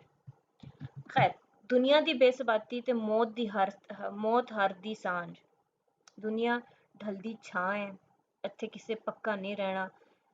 ਹਜ਼ਰਤ ਇਦਰੀਸ ਨੂੰ ਸਾਰੀ ਉਮਰ ਆਪਣਾ ਘਰ ਨਹੀਂ ਬਣਾਇਆ ਸੀ। ਬਾਬਾ ਫਰੀਦ ਕਹਿੰਦੇ ਨੇ, ਉਹ ਵੇਖ ਫਰੀਦਾ ਢੇਰੀਆਂ ਜਿਨ੍ਹਾਂ ਤੇ ਕੱਖ ਪਏ, ਉਧਰੋਂ ਨਹੀਂ ਕੋ ਆਇਆ ਤੇ ਇਧਰੋਂ ਲੱਖ ਗਏ। ਦੁਨੀਆ ਦੀ ਬੇਸਬਾਤੀ ਦਾ ਦਰਸ ਰਊਫ ਹੋਰੀ ਇੰਝ ਦਿੰਦੇ ਨੇ ਜੀ, ਅੱਜ ਪਰੋਨਾ ਭੁੱਲ ਕੇ ਸਫਨਾ, ਕੱਲ ਚੇਤੇ ਦੀ ਜੋਤ, ਤਨੇ ਸਾਥੀ ਤਨੇ ਗਨੇ ਤਨੇ ਵਰਲ ਵਲੇ, ਛਾਵਾਂ ਵੰਡਣ ਵਾਲਿਆਂ ਦਾ ਵੀ ਅੰਤ ਤੰਦੂਰੀ ਬਾਲਣ, ਪਿੰਡੇ ਕਜਦੇ ਸ਼ੋਭਾ ਦਿੰਦੇ ਅੰਤ ਅਖਵਾਨ ਪਰੋਲੇ। ਕੁਲ ਨਫਸਨ ਜ਼ਾਇਕਤੁਲ ਮੌਤ ਦੀ ਹਕੀਕਤ ਹਰ ਬੰਦੇ ਨਾਲ ਤੇ ਹਰ ਬੰਦੇ ਨੂੰ ਵਾਹ ਪੈਂਦਾ ਹੈ। ਹਰ ਬੰਦੇ ਨੂੰ ਇਸ ਹਕੀਕਤ ਨਾਲ ਵਾਹ ਪੈਂਦਾ ਹੈ, ਜੋ ਬਣਿਆ ਸੋ ਬਚਿਆ, ਜਿਹੜਾ ਬੀਜੋਗੇ ਉਹੀ ਵੱਢੋਗੇ। ਇਹ ਇੱਕ ਹਦੀਸ ਵਿੱਚ ਆਇਆ ਹੈ, ਜੇ ਮੁਲਾਜ਼ਮ ਕੋਲੋਂ ਨਵਾਂ ਭਾਂਡਾ ਭੱਜ ਵੰਜੇ ਤਾਂ ਉਹਨੂੰ ਨਾ ਮਾਰੋ, ਤੁਹਾਡੇ ਤਰ੍ਹਾਂ ਉਹਨਾਂ ਬਰਤਨਾਂ ਦੀ ਉਮਰ ਵੀ ਮੱਥੀ ਜਾਂਦੀ ਹੈ। ਉਹਦੀ ਉਮਰ ਪੂਰੀ ਹੋ ਗਈ ਸੀ ਤੇ ਉਹ ਟੁੱਟ ਗਿਆ। ਰਊਫ ਹੋਰੀ ਕਹਿੰਦੇ ਨੇ ਜੀ ਮੌਤ ਦੀ ਤਖਤੀ ਨਾ ਬਲਦੀ ਰਹਿੰਦੀ ਹੈ ਤੇ ਉਹ ਇਸ ਬਾਰੇ ਕਹਿੰਦੇ ਨੇ ਜੀ ਉਹਨਾਂ ਚੁੱਪ ਦੀ ਬੁੱਕਲ ਮਾਰੀ ਮੰਨ ਲਿਆ ਪਰਦੇਸ, ਮੈਂ ਸੱਜਰਾਂ ਦੀ ਮੀਤ ਲੈ ਕੇ ਕਿਸ ਦੇ ਬੂਹੇ ਜਾਵਾਂ। ਫਿਰ ਜ਼ਮਾਨੇ ਦੀ ਬੇਹਿੱਸੀ ਬਾਰੇ ਵੀ ਗੱਲ ਕਰਦੇ ਨੇ। ਉਹ ਹਾਲ ਨੂੰ ਰਾਤਾਂ ਦੇ ਹਨੇਰਾਂ ਵਿੱਚ ਸਿਸਕਦੀਆਂ ਵੇਖਦੇ ਨੇ ਤੇ ਉਹ ਆਉਣ ਵਾਲੇ ਵੇਲੇ ਨੂੰ ਸ਼ੱਕ ਤੇ ਸ਼ੁਬੇ ਦੇ ਰਵੱਈਏ ਵਿੱਚ ਸੋਚਦੇ ਨੇ। ਇਸ ਅੰਦਾਜ਼ ਨੂੰ ਪ੍ਰੋਫੈਸਰ ਸਰਫਰਾਜ਼ ਹੁਸੈਨ ਕਾਜ਼ੀ ਹੋਰਾਂ ਕਤੀਅਤ ਦਾ ਨਾਂ ਦਿੱਤਾ ਹੈ। ਉਹ ਆਖਦੇ ਨੇ ਜੀ ਇਸ ਤਰੀਕਕਾਰ ਨਾਲ ਉਹਨਾਂ ਦੀਆਂ ਨਜ਼ਮਾਂ ਵਿੱਚ ਕਤੀਅਤ ਜੰਮ ਪਈ ਹੈ। ਸਵਾਲ ਇੱਥੇ ਇਹ ਜੰਮਦਾ ਹੈ ਕਿ ਫਨਕਾਰ ਸ਼ੱਕ ਤੇ ਸ਼ੁਬੇ ਦੀ ਫਿਜ਼ਾ ਵਿੱਚ ਜਿਉਂਦਾ ਹੈ ਤੇ ਉਹਦੇ ਵਿੱਚ ਕਤੀਅਤ ਕਿੱਥੋਂ ਆ ਗਈ। ਇਹਦਾ ਜਵਾਬ ਸਿੱਧਾ ਜਿਹਾ ਹੈ ਕਿ ਸਾਦਗੀ ਕਤੀਅਤ ਦੀ ਪਹਿਲੀ ਮੰਜ਼ਿਲ ਹੈ। ਸ਼ੱਕ ਤੇ ਸ਼ੁਬੇ ਦੀ ਗੱਲ ਹੋਵੇ ਤੇ ਭਾਵੇਂ ਇਤਮਾਦ ਤੇ ਇਤਬਾਰ ਦੀ, ਜੇ ਉਹ ਸਾਦਗੀ ਆਪਣੇ ਮਤਲਬ ਨੂੰ ਮੁੱਢ ਤੋਂ ਹੀ ਸਹੀ ਤਰੀਕੇ ਨਾਲ ਕਾਰੀ ਤੇ ਕਪੜਾਉਂਦਾ ਹੈ, ਆਪੜ ਦਿੰਦਾ ਹੈ ਤੇ ਉਹ ਕਤੀਅਤ ਹੀ ਅਖਵਾਉਂਦੀ ਹੈ। ਲੇਕਿਨ ਰਊਫ ਅਹਿਸਾਸ ਤੇ ਤਪਦੇ ਥਲਾਂ ਦਾ ਸ਼ਾਇਰ ਹੈ। ਉਹ ਨਾ ਤੇ ਮਜਜ਼ੂਬ ਜਾਂ ਮਸਤ ਮਲੰਗ ਹੈ, ਨਾ ਹੀ ਪੈਸੇ ਦਾ ਪੁਜਾਰੀ ਤੇ ਮਾਦਾ ਪਰਸਤ ਕਿ ਸਾਰੀਆਂ ਅਖਲਾਕੀ ਕਦਰਾਂ ਮਧੋ ਛੱਡੇ। ਉਹ ਹਯਾਤੀ ਦੇ ਉਸ ਚੌਕ ਵਿੱਚ ਖਲੋਤਾ ਹੈ ਜਿੱਥੇ ਇੱਕ ਪਾਸੇ ਮੌਤ ਮੂੰਹ ਅੱਡ ਕੇ ਖਲੋਤੀ ਹੈ ਤੇ ਦੂਜੇ ਪਾਸੇ ਦੁਨੀਆ ਆਪਣੀ ਸਾਰੀ ਰੰਗੀਨੀਆਂ ਲੈ ਕੇ ਚੁੱਭੀ ਪਾਣ ਦੀ ਦਾਵਤ ਦੇ ਰਹੀ ਹੈ। ਇਸ ਮੋੜ ਤੇ ਉਹਨਾਂ ਦੋ ਸੋਚੀ ਪੈ ਜਾਣਾ ਫਿਤਰੀ ਅਮਰ ਹੈ। ਰਊਫ ਹੋਰਾਂ ਦੀ ਗ਼ਜ਼ਲਾਂ ਦਾ ਅੰਦਰ ਬਾਰ ਜ਼ਮਾਨੇ ਦੀ ਬੇਹਿੱਸੀ ਅਜ਼ਦਹੇ ਵਾਂਗਰ ਮੂੰਹ ਉੱਠ ਖਲੋਤੀ ਹੈ। ਕਹਿੰਦੇ ਨੇ ਜੀ ਪੱਥਰ ਨਹੀਂ ਸਾਂ ਪੱਥਰਾਂ ਦੇ ਵਿੱਚ ਰਹਿ ਕੇ ਹੋਇਆ ਪੱਥਰ ਨਹੀਂ ਸਾਂ ਪੱਥਰਾਂ ਦੇ ਵਿੱਚ ਰਹਿ ਕੇ ਹੋਇਆ ਪੱਥਰ, ਹੁਣ ਨਹੀਂ ਮਨ ਨੂੰ ਓਪਰੀ ਲੱਗਦੀ ਪਰਤ ਕੇ ਆਈ ਸਦਾ। ਫਿਰ ਸੋਬਤ ਦਾ ਅਸਰ ਵੀ ਗੱਲ ਕਰਦੇ ਨੇ। ਸੋਬਤ ਦੇ ਅਸਰ ਬਾਰੇ ਮੀਆਂ ਮੁਹੰਮਦ ਬਖਸ਼ ਫਰਮਾਉਂਦੇ ਨੇ ਚੰਗੇ ਬੰਦੇ ਦੀ ਸੋਬਤ ਅਤਾਰ ਦੀ ਦੁਕਾਨ ਤੇ ਭੈੜੇ ਦੀ ਲੋਹਾਰ ਦੀ ਦੁਕਾਨ ਹੁੰਦੀ ਹੈ। ਠੀਕ ਹੈ, ਜਦੋਂ ਤੁਸੀਂ ਚੰਗੇ ਬੰਦਿਆਂ ਦੀ ਸੰਗਤ ਵਿੱਚ ਬੈਠੋਗੇ ਨਾ, ਤੁਸੀਂ ਵੀ ਕੰਪਨੀ ਮੈਟਰਸ ਅ ਲੋਟ, ਤੁਹਾਨੂੰ ਵੀ ਉਹਨਾਂ ਦਾ ਰੰਗ ਚੜੇਗਾ। ਇਹ ਕਹਿੰਦੇ ਨਾ ਉਰਦੂ ਦਾ ਮੁਹਾਵਰਾ ਹੈ ਖਰਬੂਜ਼ੇ ਨੂੰ ਖਰਬੂਜ਼ਾ ਵੇਖ ਕੇ ਰੰਗ ਪਕੜਦਾ ਹੈ।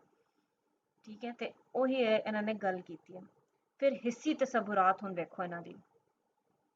ਰਊਫ ਸ਼ੇਖ ਦੀ ਗ਼ਜ਼ਲ ਵਿੱਚ ਹਿੱਸੀ ਤਸਵੁਰਾਤ ਬੜੇ ਸੁੱਚੇ ਢੰਗ ਨਾਲ ਮੌਜੂਦ ਨੇ। ਉਹਨਾਂ ਨੇ ਇਹ ਹਿੱਸੀ ਤਸਵੁਰਾਤ ਸ਼ਹਿਰ ਦੇ ਮਾਹੌਲ ਨਾਲ ਤਾਲੁਕ ਰੱਖਣ ਵਾਲੀਆਂ ਸ਼ੈਵਾਂ ਤੋਂ ਲਏ ਨੇ। ਇਹਨਾਂ ਵਿੱਚ ਸਭ ਤੋਂ ਗੁੜਵਾਂ ਤੇ ਗਹਿਰਾ ਤਸਵੁਰ ਕਾਲੀ ਸੜਕ ਦਾ ਹੈ। ਇਹ ਕਾਲੀ ਸੜਕ ਸ਼ਹਿਰਾਂ ਦੀ ਬੇਹਿੱਸੀ, ਗੁੰਮਰਾਹੀ ਤੇ ਮਨ ਅੰਦਰ ਦੀ ਕਾਲਕ ਦਾ ਇਸ਼ਤਿਹਾਰ ਹੈ। ਠੀਕ ਹੈ, ਸ਼ਹਿਰੀ ਸੜਕ, ਕਾਲੀ ਸੜਕ, ਕਿਉਂਕਿ ਦਿਹਾਤਾਂ ਵਿੱਚ ਤੇ ਕੱਚੇ ਰਸਤੇ ਹੁੰਦੇ ਨੇ ਤੇ ਜੇ ਪੱਕੀ ਸੜਕ ਹੈ ਉਹ ਦਿਲ ਦੇ ਪੱਕੇ ਹੋਣ ਦੀ ਅਲਾਮਤ ਹੈ। ਫਿਰ ਅਜੋਕਾ ਦੌਰ ਵੀ ਇਹਨਾਂ ਨੇ ਗੱਲ ਕੀਤੀ। ਨਵੀਂ ਸਨਅਤੀ ਦੌਰ ਨੇ ਅਖਲਾਕ ਤੇ ਮੁਹੱਬਤ ਦੀਆਂ ਕਦਰਾਂ ਨੂੰ ਰੋਲ ਕੇ ਰੱਖ ਛੱਡਿਆ। ਦੁਨੀਆ ਦੀ ਰਫ਼ਤਾਰ ਦਾ ਪਹੀਆ ਤੇਜ਼ੀ ਨਾਲ ਨੱਠ ਰਿਹਾ ਹੈ। ਬਾਬਾ ਵਾਰਿਸ ਨੇ ਜਿਵੇਂ ਫਰਮਾਇਆ ਸੀ, ਕਾਂ ਬਾਗ ਦੇ ਵਿੱਚ ਕਲੋਲ ਕਰਦੇ, ਕੂੜਾ ਫੋਲਣੇ ਤੇ ਮੋਰ ਕੀਤੇ। ਜ਼ਮਾਨੇ ਨੇ ਕਰਵਟ ਬਦਲ ਲਈ ਹੈ। ਲੋਕ ਗਰਜ਼ੀਆਂ ਗੁੜ ਤੋਂ ਮਿੱਠੀਆਂ ਤੇ ਪੁਜਾਰੀ ਨੇ ਲੋਕੀ ਯਜ਼ੀਦੀ ਰਾਹ ਟੁਰ ਪਏ ਨੇ। ਹਜ਼ਰਤ ਸ਼ਾਹ ਵਲੀਉੱਲਾ ਫਰਮਾਉਂਦੇ ਨੇ ਜੀ ਇਨਸਾਨ ਤੇ ਹੈਵਾਨ ਵਿੱਚ ਫਰਕ ਸਿਰਫ ਅਕਲ ਤੇ ਫਹਿਮ ਦਾ ਹੀ ਨਹੀਂ ਬਲਕਿ ਖਾਸ ਫਰਕ ਉਸਦਾ ਦੂਜੇ ਇਨਸਾਨਾਂ ਨਾਲ ਇਸਾਰ ਹਮਦਰਦੀ ਤੇ ਮਖਲੂਕ ਨਾਲ ਭਲਾਈ ਦੇ ਜਜ਼ਬੇ ਦਾ ਹੈ, ਜਿਹੜਾ ਅੱਜ ਕੱਲ੍ਹ ਦੇ ਦੌਰ ਵਿੱਚ ਮੁੱਕ ਗਿਆ। ਫਿਰ ਕਲਾਮ ਦੀਆਂ ਫਿਕਰੀ ਤੇ ਫਨੀ ਖੂਬੀਆਂ ਬਾਰੇ ਅਗਰ ਅਸੀਂ ਗੱਲ ਕਰੀਏ, ਜ਼ੁਬਾਨ ਤੇ ਬਿਆਨ ਹੈ ਜੀ। ਇਹਨਾਂ ਨੇ ਬੜੀ ਸਿੱਧੀ ਸਾਦੀ ਜ਼ੁਬਾਨ ਇਸਤੇਮਾਲ ਕੀਤੀ ਹੈ, ਸਾਦਾ ਜ਼ੁਬਾਨ ਹੈ, ਠੇਠ ਜ਼ੁਬਾਨ ਵਰਤੀ ਹੈ। ਸ਼ਾਇਰੀ ਮਜ਼ਮੂਨ ਵਿੱਚ ਬਿਆਨ ਦੀ ਸਲਾਸਤ ਤੇ ਰਵਾਨਗੀ ਦਾ ਹੜ ਵਗਦਾ ਹੈ। ਠੀਕ ਹੈ, ਸਨਤ ਤਜ਼ਾਦ ਕਿਹਾ ਜੀ। ਸ਼ੇਖ ਸਾਹਿਬ ਨੇ ਕਈ ਸਨਤਾਂ ਤੋਂ ਵੀ ਕੰਮ ਲਿਆ, ਜਿਵੇਂ ਗਜ਼ਲ ਨੰਬਰ 4 ਦਾ ਚੌਥਾ ਸ਼ੇਰ ਵੇਖੋ, ਸਨਤ ਤਜ਼ਾਦ ਦਾ ਦੀ ਜ਼ਿੰਦਾ ਮਿਸਾਲ ਹੈ। ਇਸ ਤਰ੍ਹਾਂ ਦੀ ਦੋਹਰੀ ਸੂਰਤ ਇਹ ਸਦੀ ਦਾ ਕਾਰਾ ਹੈ, ਦਿਲ ਵਿੱਚ ਬੇਹਸੀ ਦੀ ਬਰਫ਼ ਤੇ ਅੱਖੀਆਂ ਵਿੱਚ ਅੰਗਾਰੇ ਨੇ। ਫਿਰ ਮੁਹਾਵਰਿਆਂ ਨੂੰ ਵੀ ਇਹਨਾਂ ਨੇ ਇਸਤੇਮਾਲ ਕੀਤਾ ਹੈ। ਫਿਰ ਨਵੇਂ ਮਜ਼ਮੂਨ ਇਹਨਾਂ ਨੇ ਦਿੱਤੇ ਨੇ। ਤਲਮੀ ਦਾ ਵੀ ਜ਼ਿਕਰ ਕੀਤਾ ਹੈ। ਠੀਕ ਹੈ, ਤਲਮੀਹਾਂ ਰਾਹੀਂ ਇਹਨਾਂ ਨੇ ਚਾਨਣ ਵੰਡਿਆ। ਫਿਰ ਤੋਸੀਫ ਜਮਾਲ ਵੀ ਇਹਨਾਂ ਨੇ ਇਸਤੇਮਾਲ ਕੀਤਾ ਹੈ। ਤਸ਼ਬੀਹਾਂ ਦਾ ਵੀ ਇਹਨਾਂ ਨੇ ਬੜੀ ਵਰਤੋਂ ਕੀਤੀ ਹੈ ਆਪਣੀ ਜਗ੍ਹਾ। ਸ਼ਾਇਰੀ ਵਿੱਚ ਇਸਤਿਆਰੇ ਦੀ ਵੀ ਵਰਤੋਂ ਕੀਤੀ, ਜਿਵੇਂ ਅਸਾਂ ਤੁਹਾਨੂੰ ਦੱਸਿਆ ਹੈ ਕਾਲੀ ਸੜਕ ਬਾਰੇ ਗੱਲ ਕੀਤੀ ਤਾਂ ਐਜ਼ ਐਨ ਇਸਤਿਆਰਾ ਹੈ ਉਹ। ਮਜ਼ਮੂਨਾਂ ਦੀ ਨਕਾਲੀ ਵੀ ਹੈ। ਸ਼ੇਖ ਸਾਹਿਬ ਹੋਰਾਂ ਨੇ ਜਿੱਥੇ ਕੁਛ ਨਵੇਂ ਮਜ਼ਮੂਨ ਲਿਆਂਦੇ ਨਾ ਤੇ ਉੱਥੇ ਉਹਨਾਂ ਨੇ ਪੁਰਾਣੇ ਫਾਰਸੀ, ਉਰਦੂ ਤੇ ਪੰਜਾਬੀ ਮਜ਼ਮੂਨਾਂ ਦਾ ਵੀ ਨੂੰ ਨਵਾਂ ਚੌਲਾ ਪਵਾਇਆ ਹੈ। ਠੀਕ ਹੈ, ਤੇ ਮਜ਼ਮੂਨ ਦੀ ਨਕਾਲੀ ਹੋ ਗਈ। ਫਿਰ ਮੁੱਕਦੀ ਗੱਲ ਕਰੀਏ ਜੀ, ਰਊਫ ਸ਼ੇਖ ਹੋਰਾਂ ਨੇ ਬਲਦਾ ਸ਼ਹਿਰ ਲਿਖ ਕੇ ਪੰਜਾਬੀ ਗ਼ਜ਼ਲ ਦਾ ਮਾਣ ਵਧਾਇਆ, ਪੰਜਾਬੀ ਗ਼ਜ਼ਲ ਨੂੰ ਨਵੀਂ ਥਾਂ ਦਿੱਤੀ ਹੈ। ਠੀਕ ਹੈ, ਇਸ ਵਿੱਚ ਨਾ ਸਿਰਫ ਉੱਚੀ ਤਰਜ਼ ਦੀ ਸ਼ਾਇਰੀ ਹੈ, ਸਗੋਂ ਪੰਜਾਬੀ ਅਦਬ ਦੀ ਚੋਖੀ ਖਿਦਮਤ ਵੀ ਇਹਨਾਂ ਨੇ ਕੀਤੀ ਹੈ। ਤੇ ਜੀ ਇਹ ਸਾਡਾ ਬਲਦਾ ਸ਼ਹਿਰ ਜਿਹੜਾ ਰਊਫ ਸ਼ੇਖ ਦਾ ਸੀ, ਇਸ ਨਾਲ ਸਾਡੀ ਪੰਜਾਬੀ ਜਦੀਦ ਸ਼ਾਇਰੀ ਮੁਕੰਮਲ ਹੋ ਜਾਂਦੀ ਹੈ। ਤੇ ਜੇ ਕੋਈ ਸਵਾਲ ਹੋਵੇ, ਕੋਈ ਪਰੇਸ਼ਾਨੀ ਹੋਵੇ ਤਾਂ ਮੈਨੂੰ ਜ਼ਰੂਰ ਕਮੈਂਟ ਕਰਕੇ ਪੁੱਛਿਓ। ਮੈਂ ਤੁਹਾਡੀ ਜ਼ਰੂਰ ਜਿੱਥੇ ਤੱਕ ਹੋ ਸਕੇ ਮੈਂ ਤੁਹਾਡੀ ਜ਼ਰੂਰ ਹੈਲਪ ਕਰਾਂਗੀ। Thank you so much. Allah Hafiz.